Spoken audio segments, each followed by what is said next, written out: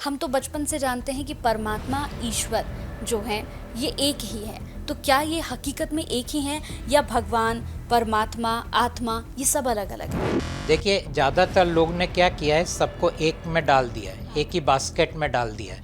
और उनके लिए ये बस एक ये नाम लो या ये नाम लो या ये नाम लो, सब एक ही है। लेकिन सब ये एक नहीं है। तो आत्मा क्यों है?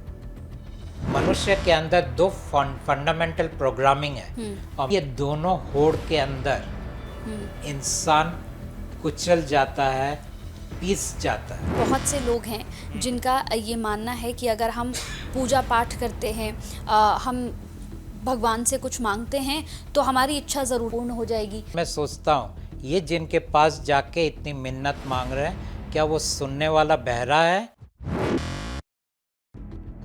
या उसका मंशा यही है कि ये लोग अपने घर में दुख में भरे रहे, दर्द में भरे रहे?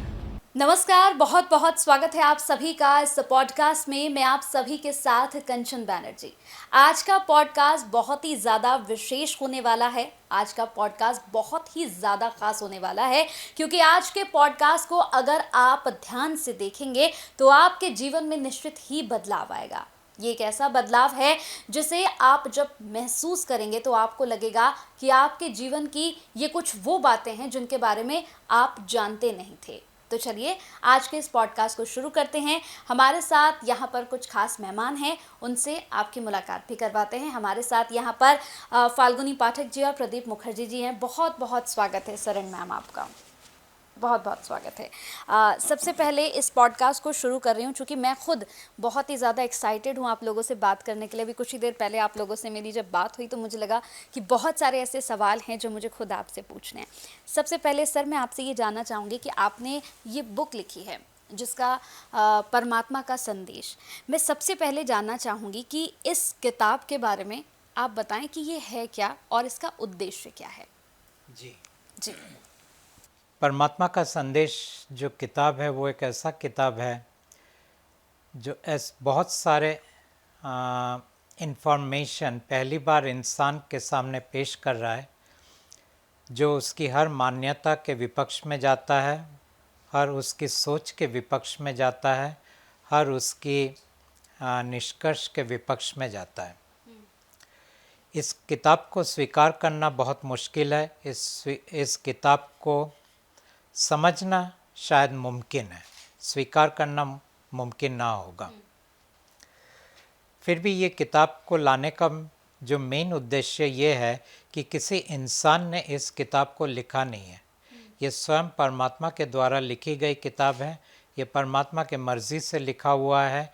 ये इंसान जो आपके सामने बैठा है उसकी कोई मंशा नहीं था इस किताब को लिखने का, उसकी कोई प्रेरणा नहीं था कि इस किताब को लोगों के सामने लाने का। ये एकमात्र परमात्मा ही चाहते हैं कि उनके बारे में लोग जानें, और उनके मर्ज़ी के कारण ये किताब उनके सामने लाया गया। उनकी मर्ज़ी से इस किताब को हमने प्रिंट किया। हालांकि मैंने इन किताब के अंदर मेरे कलम चलाए, लेकिन वो कलम उनके दायरे के अंदर था। उन्होंने जितना चाहा उतना ही इसमें लिखा गया और जिस तरह वो चाहते थे उस तरह इसमें लिखा गया। इस किताब का दो मुख्य उद्देश्य है। पहला उद्देश्य ये है कि लोगों को पता चले कि उनकी ज़िंदगी में इतना दुख, दर्द, परेशानी, इतनी बेचैनी, आशंका, डर ये क्यों है। इन चीज़ों से छुटकारा पाने के लिए तो लोग हजारों प्रयत्न कर रहे हैं, वो तो ठीक है, लेकिन पहली बात है कि ये है क्यों, किसने दिया, और अगर किसी ने इसको दिया है उसका मकसद क्या है। तो ये किताब दरअसल उस देने वाले के बारे में बोल रहा है और उसका मकसद भी बोल रहा है। लेकिन ये किताब के अंदर का इन्फॉर्मेशन बहुत ही चौंकाने वाला है, बहुत ही शायद इस हद तक चौंकाने वाला होगा कि लोग इसको सुन के विचलित भी हो सकते हैं। जैसे कि एक इन्फॉर्मेशन इसके अंदर ये है कि हम जिनकी पूजा करते हैं वही हमारे सब दुख और दर्द का कारण है। अच्छा। अब ये बात को जैसे ही मैंने कह दिया कैमरा के सामने, लोग एकदम कहेंगे कि ये कैसे बोल सकते हो तुम, प्रमाण क्या है, एविडेंस क्या है। तो इस किताब के अंदर कोई एविडेंस नहीं दिया गया है, क्योंकि जिनकी हम पूजा करते हैं उनकी भी तो कोई एविडेंस नहीं है। तो एक तो वो सिर्फ मान्यता के आधार पर हमारी पूजा चल रही है, परंपरा के आधार पर हमारी पूजा चल रही है। पहली बार एक किताब आया है जो उस मान्यता और परंपरा को साइड में रखते हुए ये कह रहा है जिसकी तुम पूजा करते हो वही तुम्हारे दुख का कारण है। कोई फर्क नहीं पड़ता वो कौन से धर्म, मज़हब या अध्यात्म हो। तो ये कोई एक मज़हब या अध्यात्म की बात नहीं कर रहा है, ये कह रहा है सब मज़हब में, सब धर्म में जिनकी भी तुम पूजा करते हो वो एक ही शख्स है। ऐसा नहीं कि वो अलग अलग शख्स है, वो एक ही शख्स है और वही तुम्हारे दुख और दर्द का कारण है। तो यहाँ ये इसका जो बॉटम लाइन है, मेन मैसेज वो है। और फिर परमात्मा कहते हैं कि वो दरअसल मेरा बेटा है। अच्छा। जिनकी तुम पूजा करते हो, और मेरे बेटे को मैंने मेरे घर से निकाल दिया था क्योंकि वो उसने मेरे ऊपर बगावत किया था। और क्योंकि उसने मेरे ऊपर बगावत किया था, मैंने उससे कहा कि तुम्हें अपनी मन मर्जी करना है, बाहर जाके करो। लेकिन वो चाहता क्या था उनका बेटा ये चाहता था कि वो सृष्टि का खेल खेलेंगे। अच्छा। उसको सृष्टि का खेल खेलने में बहुत इंटरेस्ट था, क्योंकि परमात्मा स्वयं सृष्टि का खेल खेल चुके थे। उसने देखा था परमात्मा को सृष्टि करते हुए, तो उसे ये इच्छा थी कि मैं भी मेरे पिता जैसा सृष्टि करूँगा। लेकिन परमात्मा ने कहा कि तुम मेरे घर में नहीं कर सकते, तुम्हें मेरे घर से बाहर जाके करना होगा। तो उन्होंने अपने घर से बाहर इनको भेज दिया। जब उन्होंने इनको भेजा, उसके पहले एक और घटना हो गया। वो घटना ये था कि परमात्मा के जितने बच्चे थे, जिनको हम आत्मा कहते हैं, ये इनमें से बहुत सारे आत्मा इनके प्रति आकृष्ट हुए। अच्छा। इनके प्रति आकृष्ट हुए क्यों? होने का मेन कारण ये था कि दरअसल इनके पास सबसे पावरफुल माइंड है, मन है। परमात्मा के पास सबसे पावरफुल कॉन्शियसनेस है। दोनों में अंतर है। माइंड सम्मोहन कर सकता है, कॉन्शियसनेस हर चीज़ को अलाउ करता है और किसी के ऊपर अपना कंट्रोल नहीं करता है।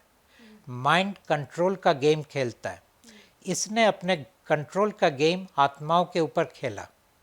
परमात्मा ने बार बार जाके उन आत्माओं को कहा कि देखो, इससे तुम दूर रहो, इसके प्रति आकृष्ट मत हो।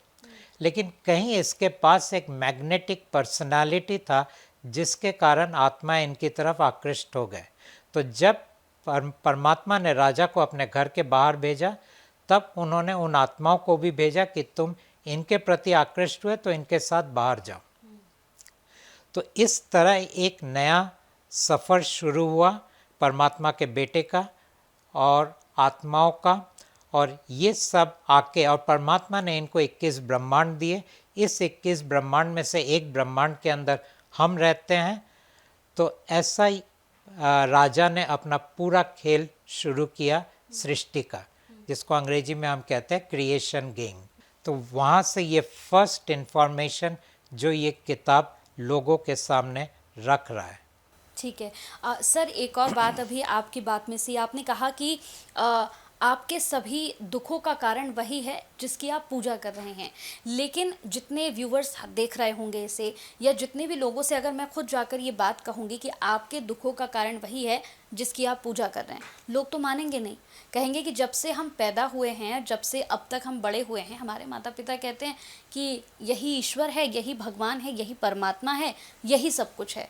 या तो आप अपने माता पिता से कुछ मांग सकते हैं, या उसके बाद आपको हाथ जोड़ने हैं तो आप इनके आगे हाथ जोड़िए। फिर ये तो सवाल एक बहुत बड़ा है कि आपके दुखों का कारण वही है, कैसे? देखिए, इस चीज़ को अगर हम एक्सप्लेन करेंगे तो ये ज़्यादा प्रमाण या एविडेंस नहीं होगा। अच्छा। लेकिन दूसरी तरफ से हम एग्जामिन करें, लोगों को ये भी तो नहीं मालूम कि जिनकी वो पूजा करते हैं वो सचमुच उनको कुछ देते हैं। अगर देते होते तो आज पूरे दुनिया में इतना दुख दर्द परेशानी नहीं होता, लोगों के इतनी बेचैनी नहीं होता।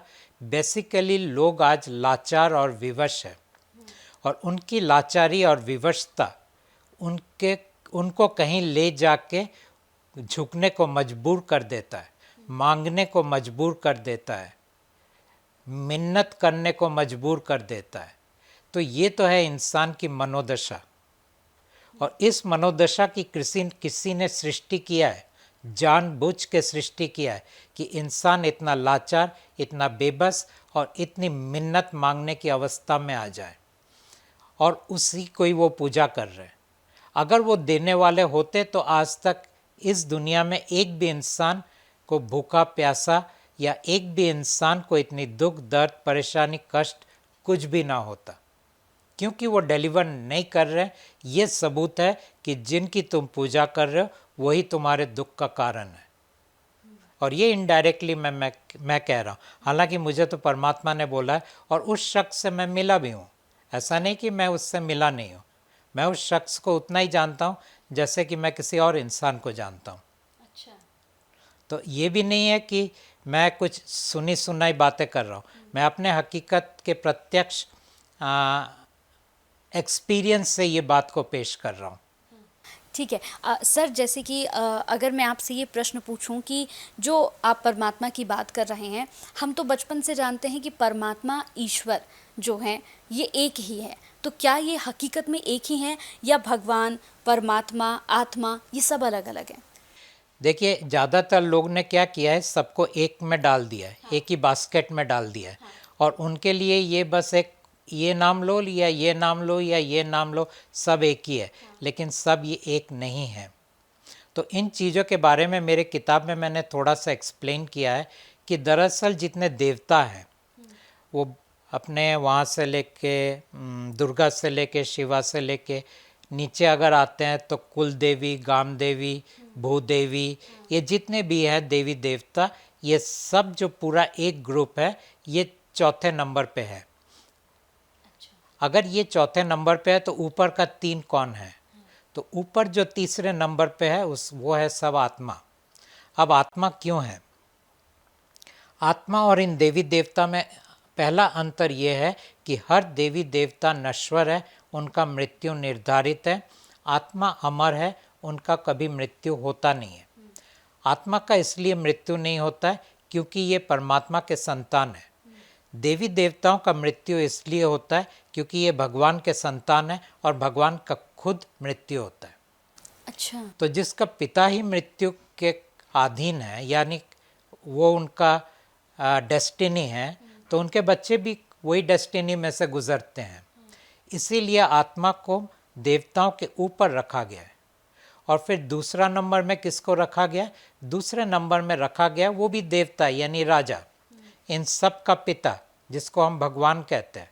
और उस भगवान को आप कोई भी नाम ले लो, चाहे आप उन्हें महादेव कहो, चाहे अल्लाह कहो, चाहे जिहोवा कहो, चाहे फादर कहो, चाहे वाहेगुरु कहो, चाहे आहुरा माजदा कहो, या ऐसे बहुत सारे नाम हैं अलग अलग कौम के अंदर, अलग अलग ग्रुप के अंदर। एक ही शख्स, एक शब्द में कहे तो भगवान। और ये भगवान जो है ये दूसरे नंबर पे है और पहले नंबर पे है परमात्मा। हालांकि भगवान ने स्वयं को परमात्मा घोषित किया है, लेकिन वो गलत किया है, वो परमात्मा नहीं है। परमात्मा कभी मरते नहीं है। तो ये भगवान कौन है? ये भगवान दरअसल परमात्मा का बेटा है, जो हमारे ब्रह्मांड का राजा है, जिसकी मर्जी से पूरा ब्रह्मांड चल रहा है, पूरा कायनात चल रहा है। तो ये है 4 डेफिनेशन। अब एक ही रह गया, ईश्वर। तो ईश्वर क्या है? क्योंकि मैंने कह दिया भगवान कौन है, आत्मा कौन है, देवता कौन है, परमात्मा कौन है, एक बाकी रहा ईश्वर। ईश्वर दरअसल भगवान के मन का एक अंश है। भगवान के मन का एक अंश जो हर जीव के अंदर आता है, जिसके कारण वो जीव जीवंत उठता है। तो आज अगर आप जीवित हैं वो आपके ईश्वर के कारण जीवित है। अगर मैं जीवित हूँ तो मेरे ईश्वर के कारण मैं जीवित हूँ। तो ईश्वर हमारा जीवन प्रदान करता है। लेकिन एक और चीज़ जो आत्मा है, उसका काम है हमारे जन्म के पहले हमारी पूरी कहानी को लिख देना। और दूसरा काम है हमारे अंदर सांस फूंकना। ये जो सांस है ये हमारे आत्मा हमें देते हैं। एक बार ये दो चीज पूरा हो गया, आत्मा कहीं नहीं है, आत्मा हमारे अंदर होता भी नहीं है। इंसान को लगता है आत्मा हमारे अंदर है, हमारे अंदर कोई आत्मा नहीं है। फिर लोग बोलते हैं अगर हमारे अंदर आत्मा नहीं है तो हम जिंदा कैसे हैं? अब हम जिंदा हैं ईश्वर के कारण। एक बार उसने सांस फूंक दिया, ईश्वर अब आ गए। ईश्वर ने हमारे इस शरीर को उस कहानी के दायरे में बनाया, इस मन को उस कहानी के दायरे में बनाया और इस पूरी पर्सनालिटी को उस कहानी के दायरे में बनाया। और तीन चीज़ों के ज़रिए अब ये कहानी शुरू हुआ। उसी तरह आपकी कहानी शुरू हुआ, उसी तरह उनकी कहानी शुरू हुआ। अब इस कहानी के अंदर ये लिखा होता है कब कौन इस कहानी में एंटर करेगा और कब एग्जिट करेगा, किस परिवार में किसका जन्म होगा, उसका माहौल कैसा होगा, उनके आसपास कितने लोग होंगे, कितना तक वो पढ़ाई करेगा, कितना पैसा कमाएगा, कितना पैसा गंवाएगा, कितनी बीमारी उसके होंगे, कितने वो देश में घूमेगा। हर चीज़ A to Z पूरी उस कहानी में डिटेल में लिखा हुआ है और उसके दायरे में हमारा जीवन चलता रहता है। तो ये है ईश्वर का थोड़ा सा एक अंडरस्टैंडिंग। यानी सर जो मेरा जीवन है, जो मैं कर रही हूँ, जो मैं अपने साथ जो भी कुछ महसूस कर रही हूँ, ये सब कुछ पहले से लिखा हुआ है। ये सब पहले से लिखा हुआ है, इसमें कुछ बदलाव नहीं हो सकता। इसमें आप कुछ बदलाव नहीं कर सकते। अच्छा, जैसे लोग कहते हैं कि आप अगर अच्छे कर्म करते हैं तो आपके जो दुख होते हैं या आपके जीवन में जो ईश्वर ने जो दुख लिखे हैं वो भी कट जाते हैं। क्या इसमें कोई सच्चाई है? उसमें कोई सच्चाई नहीं है। सच्चाई इसलिए नहीं है, दरअसल कहते हैं अगर आप अच्छे कर्म करोगे तो आप पुण्य कमाओगे। ठीक है, पुण्य कमाओगे तो आपको अच्छा जीवन मिलेगा। लेकिन कहाँ? यहाँ नहीं, स्वर्ग में। अच्छा। ठीक है, मजे की बात यह है ना कहीं कोई स्वर्ग है ना कहीं कोई नरक है। अच्छा। ये दोनों एक नैरेटिव है, एक कहानी का अंश है, इंसान को प्रलोभन देने के लिए और इंसान को डराने के लिए। ये दोनों चीज़ों का दरअसल हर धर्म और मज़हब के अंदर डाल दिया गया है। वो कोई भी धर्म हो, कोई भी मज़हब हो, और डाला इसलिए गया है कि इन चीज़ों से इंसान को कंट्रोल कर रहा है राजा। किस तरह कंट्रोल कर रहा है? वो कहता है कि हर धर्म और मज़हब का अगर बॉटम लाइन देखा जाए तो उसका जो फाउंडेशन है वो यही कहता है हमें एक अच्छा इंसान बनना चाहिए, हमें अच्छे कर्म करने चाहिए, हमें हमारे भगवान की पूजा आराधना करना चाहिए, हमें दूसरों की सेवा करना चाहिए, हमें बुराई की तरफ नहीं जाना चाहिए। यही कुछ 5-6 पॉइंट्स होते हैं हर चीज़ में। लेकिन इंसान तो हर वक्त उल्टा कर रहा है। ऐसा नहीं कि उन्होंने ये पढ़े नहीं है। अच्छा। तो उल्टा कर क्यों रहा है? कौन उनसे उल्टा करवा रहा है? कोई तो करवा रहा है। तो ये जो करवा रहा है ये वही है जो उसको कह रहा है कि तुम अच्छे बनो, और फिर वो उसको बुरा बनाता है। अच्छा, वही हमें अच्छा भी बना रहे हैं और वही हमें बुरा भी बना रहे हैं। वो हमें अच्छे बनने को बोल रहे हैं और बुरा बना रहे हैं। क्यों? अच्छा। दो चीज होता है इसमें से। हाँ। जब हमें कहा गया है कि हमें एक आदर्श इंसान बनना है और हम आदर्श इंसान बन नहीं पाते हैं, तब हमारे अंदर ग्लानि आता है। ये ग्लानि उनका खाना है। अच्छा। और अगर हम सक्सेसफुल हो गए तो हमारे अंदर गर्व आता है, और ये गर्व भी उनका खाना है। अच्छा। तो दोनों तरफ से वो अपना खाना बना रहा है। तो इंसान का पर्पस क्या है? पर्पस सिर्फ एक ही है, राजा के लिए खाना बनाओ। खाना क्या है? वो चाहे आप नेगेटिव होके बनाओ चाहे आप पॉजिटिव होके बनाओ। पॉजिटिव नहीं, गर्व पॉजिटिव नहीं है। प्राइड अच्छा। जो है वो पॉजिटिव नहीं है। अच्छा। लोगों को लगता है वो पॉजिटिव है, एक्चुअली वो एक नेगेटिव इमोशन है। अच्छा। गर्व और प्राइड जो भी आप बोलो वो नेगेटिव इमोशन है। लेकिन वो आता कहाँ से है? वो उस इंसान के अंदर आता है जिस इंसान के अंदर लगता है मेरी अंदर इतनी कमियां हैं। अच्छा। वही इंसान गर्व से भरा हुआ होता है। जिस इंसान के अंदर कोई कमी का एहसास नहीं होता है उस इंसान के अंदर कभी गर्व का भी एहसास नहीं होता है। लेकिन सर जैसे बहुत से लोग हैं जिनका ये मानना है कि अगर हम पूजा पाठ करते हैं, हम भगवान से कुछ मांगते हैं तो हमारी इच्छा ज़रूर, जैसे कि अभी हम देखें बहुत सारे मैं तो बिल्कुल खुल के ही बात करूँगी, बहुत सारे मंदिर हैं, बहुत सारी ऐसी जगहें हैं जहाँ पे मान्यता है कि अगर आप यहाँ पर जाकर दिया जलाएंगे तो आपकी मनोकामना पूर्ण हो जाएगी, आप यहाँ जल चढ़ाएंगे तो आपकी मनोकामना पूर्ण हो जाएगी। और लोग देखिए लंबी लंबी लाइनें दूर दूर से वहाँ जाते हैं और वहाँ जाकर कहते हैं कि हाँ हमारी तो मनोकामना यहाँ पूर्ण हुई है। जब मैं बड़ा हो रहा था ना, तब मैं देख रहा था कि इंसान मंदिर में जाता क्यों, क्योंकि मेरा मन बहुत एनालिटिकल है, एक साइंटिस्ट की तरह काम करता है मेरा माइंड। अच्छा। तो कोई भी चीज़ को मैं स्वीकार नहीं करता हूँ, तो मेरे अंदर ना आस्था है, ना भक्ति है, ना समर्पण है, ना विश्वास है, ना जितनी भी ये सब चीज़ें है, ये सब ज़ीरो है। मेरे अंदर हर चीज़ है टटोलना, एक्सप्लोर करना। तो मैं यहाँ देख रहा हूँ कि यहाँ मंदिर में बड़ी भीड़ है, जाते हैं, और फिर मैं देखता हूँ वही लोग अगले दिन भी जा रहे हैं, उसके अगले दिन भी जा रहे हैं।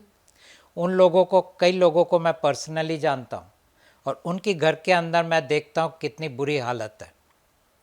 और फिर मैं मन में सोचता हूँ ये जिनके पास जाके इतनी मिन्नत मांग रहे हैं, क्या वो सुनने वाला बहरा है, या उसका मंशा यही है कि ये लोग अपने घर में दुख में भरे रहे, दर्द में भरे रहे। तो ये सवाल मेरे मन में उठता था जब मैं बड़ा हो रहा था। अच्छा। उसके बाद मैंने थोड़ा और जानने की कोशिश की, मैंने पूरे रिलीजियस किताब्स को पढ़े, और जब मैंने पढ़ा मैंने देखा ये रिलीजियस किताब्स तो एक ही बात कर रहा है कि तुम एक अच्छा इंसान बनो और तुम मेरी पूजा करो, मेरी मतलब उनकी जो भी भगवान है, मेरी पूजा करो और मैं तुम्हारा ख्याल रखूँगा, मैं तुम्हारे हर मनोकामना को पूरा करूँगा। लेकिन फिर मैंने देखा कि ये बात तो झूठ है, क्योंकि वो तो कर नहीं रहा है। अगर करता होता तो फिर दुनिया में इतना दुख दर्द परेशानी नहीं होती। फिर तीसरा मैंने देखा कि चलो अध्यात्म में जाके देखते हैं। तो अध्यात्म के अंदर है कि ये लोग संसार से भी कुछ नहीं मांगते हैं और धर्म या मज़हब से भी कुछ नहीं मांगते हैं। इनका एक ही है, मुझे शांत होना है और मुझे आनंदित होना है। उनका दो ही मकसद है, अंग्रेजी में हम कहते हैं पीस एंड ब्लिस। ठीक है। अब ये दो के लिए अब वो पूरी प्रक्रिया शुरू कर देते हैं। उस प्रक्रिया को कोई ध्यान कहता है, कोई योग कहता है, कोई क्रिया योग कहता है, कोई मंत्र जप कहता है, कोई शुद्धिकरण कहता है। तो इस तरह अनेक मार्ग के अंदर से वो गुजर रहे हैं दो ही चीज पाने के लिए, अमन की अवस्था में पहुंचने के लिए और आनंदित अवस्था में पहुंचने के लिए। लेकिन कितने लोगों को वो मिलता है? तो मैंने सिर्फ देखा है पूरे दुनिया में जितनी भी धर्म है, जितनी भी मज़हब है, जितनी भी आध्यात्म है और जितनी भी संसार के चीज़ें हैं, छल के सिवा कुछ नहीं है, सिर्फ छल से भरा हुआ है। वो ऐसा ही होता है जैसे एडवर्टाइजमेंट के अंदर कोई प्रोडक्ट कहता है आप इसे खरीद लो तो आपका जीवन एकदम ब्यूटीफुल हो जाएगा, लेकिन कितने प्रोडक्ट तो बिक जाते हैं, ज़िंदगी कोई भी ब्यूटीफुल होता नहीं है। हाँ बिल्कुल सही आपने कहा। यानी ये तो वही बात आपने की, जैसे बहुत पहले की बात है, मैं जब उपवास रखा करती थी तो उसमें शुक्रवार की एक किताब थी माँ लक्ष्मी की, तो मैं उसे पढ़ा करती थी। तो उसमें लिखा था कि तुम जो है एक गुलाब का फूल मुझे चढ़ाना और नए जो है वस्त्र पहनना और मुझे चुन्नी चढ़ाना। तो आपकी ये बात बड़ी वहाँ पर मैच हो रही है कि खुद ही वो हमसे कह रहे थे कि हमारी पूजा करो, लेकिन मैं जो मांग रही थी वो मुझे आज तक नहीं मिला। तो मुझे लगता है कि बड़ी अच्छी बात आपने कही कि जो हम मांग रहे हैं वो तो सुन ही नहीं रहे हैं, लेकिन हम तो फिर भी उसी रास्ते पे चले जा रहे हैं सर। लेकिन मजे की बात है कि कुछ लोगों को मिलता है। हाँ। उसका एडवर्टाइजमेंट होता है जिनको मिलता है। हाँ, बिल्कुल, लेकिन बिल्कुल। उनके लाइफ में जाके देखो वो फिर भी दुखी है। हाँ। क्योंकि मनोकामना पूरा करने से ना कोई शांत होता है, ना कोई आनंदित होता है। हाँ। आपको मान लो एक गाड़ी चाहिए थी, गाड़ी मिल भी गई। हाँ। ठीक है। नौकरी चाहिए था, नौकरी मिल भी गया। गाड़ी मिला तो एक्सीडेंट हो गया तो आप पहले से ज्यादा दुखी हो गए। हाँ। नौकरी मिला तो बॉस आपके माथे के ऊपर चढ़ के बैठा हुआ है तो आप पहले से भी दुखी हो गए। तो कहाँ कोई सल्यूशन किसी इंसान को कोई सुख दिया है? और एक और बात सर, जैसे आपने कहा कि किसी ने अगर गाड़ी मांगी उसे मिल भी गई, लेकिन एक ये भी तो है कि हमारी एक्सपेक्टेशन, मनुष्य की एक्सपेक्टेशंस कभी ख़त्म ही नहीं होती हैं। जैसे अभी अगर गाड़ी की इच्छा हम जताएंगे और गाड़ी आ भी गई तो फिर हमें लगेगा कि नहीं ये गाड़ी नहीं, अब मुझे इससे बड़ी गाड़ी चाहिए। और मुझे लगता है कि जब हम ये सोचने लगते हैं तो वहीं से हमारा स्ट्रेस लेवल बढ़ने लगता है। सही कह रही हूँ सर? हाँ। और ये पूरी रचना राजा का है। राजा का है। क्योंकि हमारे मनुष्य के अंदर दो फंडामेंटल प्रोग्रामिंग है। हाँ। ये जिसको मैंने माइंड और पर्सनालिटी जो हमारा है वो दो फंडामेंटल प्रोग्रामिंग है।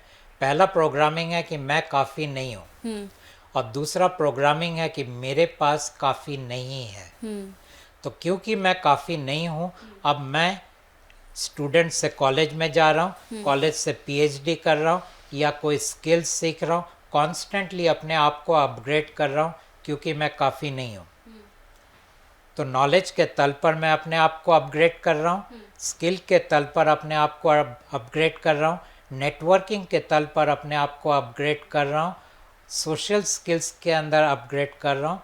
तो ये काफ़ी नहीं हूँ का सॉल्यूशन। और मेरे पास काफ़ी नहीं है, उसके लिए मैं ज़्यादा पैसा इकट्ठा कर रहा हूँ, ज़्यादा प्रॉपर्टीज़ इकट्ठा कर रहा हूँ, ज़्यादा क्या कहते हैं प्रोफेशनल अचीवमेंट्स को इकट्ठा कर रहा हूँ, ज़्यादा सक्सेस इकट्ठा कर रहा हूँ। लेकिन ये दोनों होड़ के अंदर इंसान कुचल जाता है, पीस जाता है।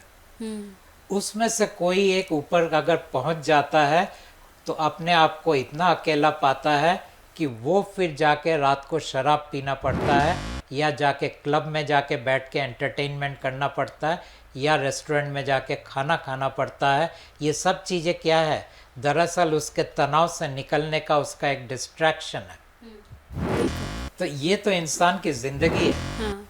और ज़िंदगी मुझे लगता है इंसान की ऐसे ही चलती रहती है, ऐसे ही चलती रहेगी, ऐसे ही चलता आया है। हाँ। और आज बदतर हो गया है। हाँ। 100 साल 200 साल के पहले जो था उससे और बदतर हो गया। लोग कहते हैं नहीं हम अभी डेवलप्ड है, लेकिन डेवलप्ड क्या है, पहले यहाँ से अमेरिका पहुँचते थे शायद 3-4 महीने में जहाज से, अरे शिप से।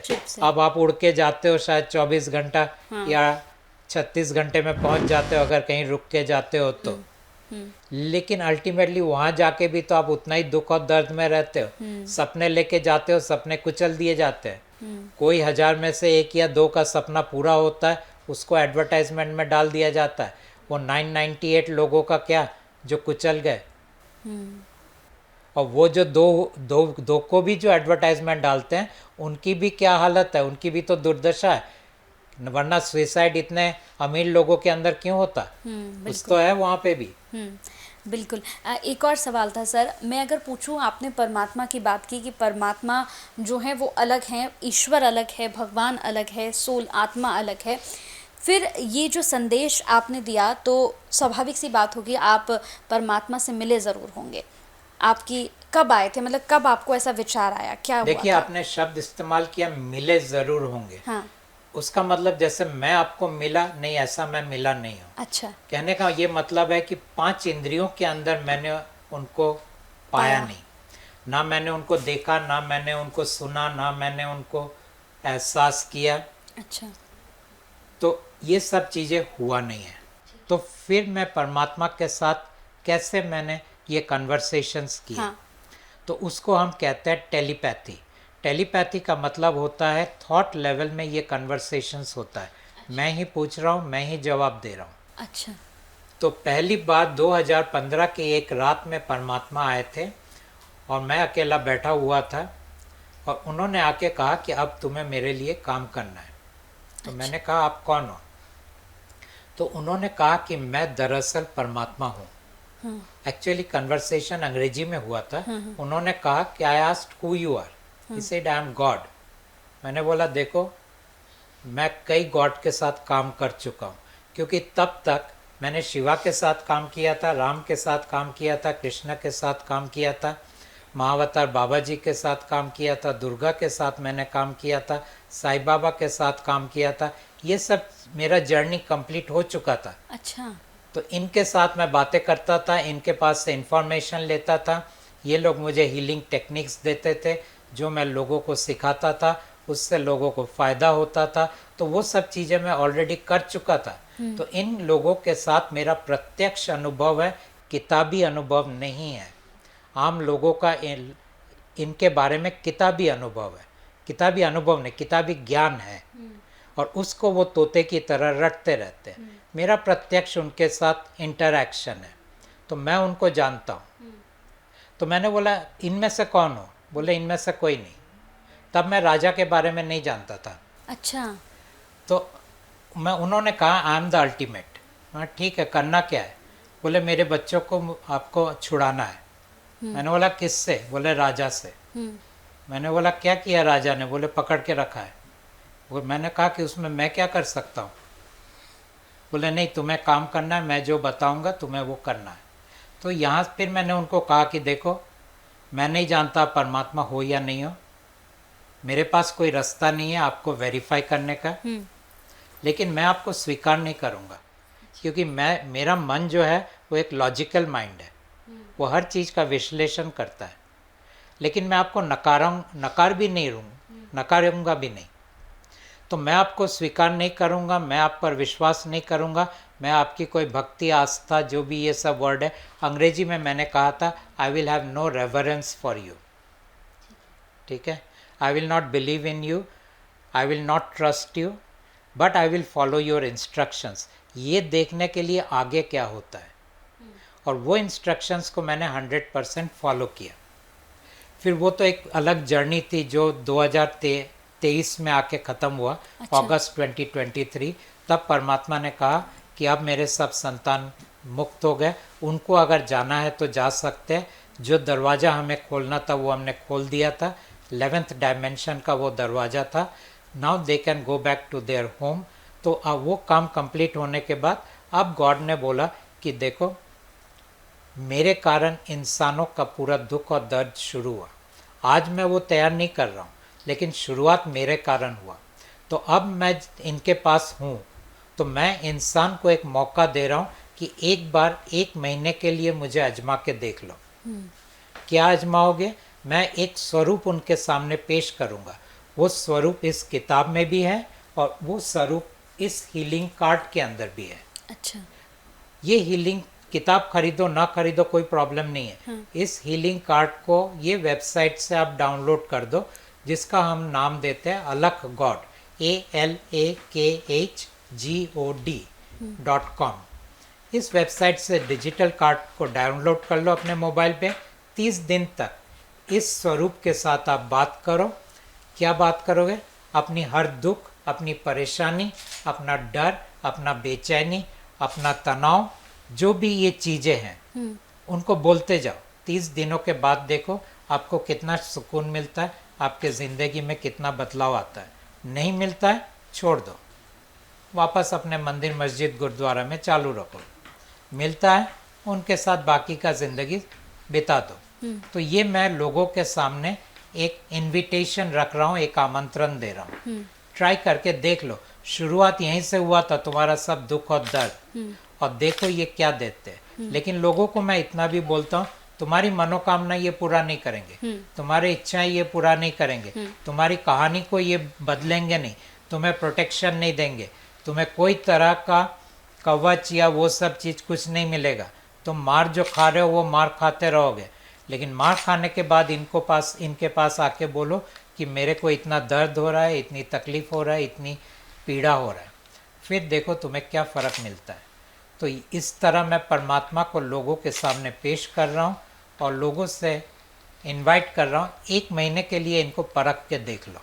आज तक पूरी ज़िंदगी आपने राजा को परखा है, राजा यानी आपके भगवान को परखा है। 1 महीना इनको भी परख लो, देख लो ये ज़्यादा फायदे के ये तो राजा या वो ज़्यादा फायदे के। ये तो राजा के भी पिता हैं। राजा के पिता है, बिल्कुल। तो पिता को परख के भी देख लो। लेकिन उनका कहना है हम आप पर विश्वास क्यों करें? तो मैं कहता हूँ मेरे ऊपर विश्वास मत करो, विश्वास की ज़रूरत ही नहीं है।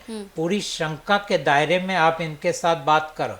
पहले ही बोल दो मेरी पूरी शंका है, मैं आपको स्वीकार नहीं कर रहा हूँ, लेकिन चलो देख लेते हैं। हाँ, एक चैलेंज के तौर पर, जैसे एक एक्सपेरिमेंट के तौर पर। एक्सपेरिमेंट के तौर पर, ऐसा नहीं कि हम परमात्मा को चैलेंज कर रहे हैं, लेकिन एक एक्सपेरिमेंट के तौर पर किसी ने कहा कि आप कुछ देते हो, देखते हैं आप क्या देते हो। हाँ, उस हिसाब से देख लो। बिल्कुल।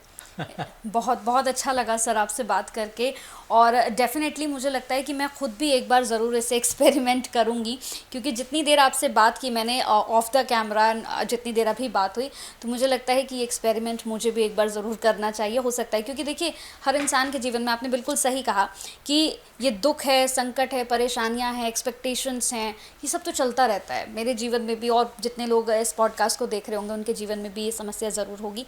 लेकिन जिस तरह से आप ये संदेश दे रहे हैं परमात्मा का, मुझे लगता है कि वाकई ये बहुत बदलाव लेकर आएगी। बहुत अच्छा लगा सर, बहुत अच्छा लगा मैम आप लोगों से बात करके। थैंक यू, आप लोग आए, आप लोगों ने समय थैंक यू। दिया, बहुत बहुत शुक्रिया आप लोगों का।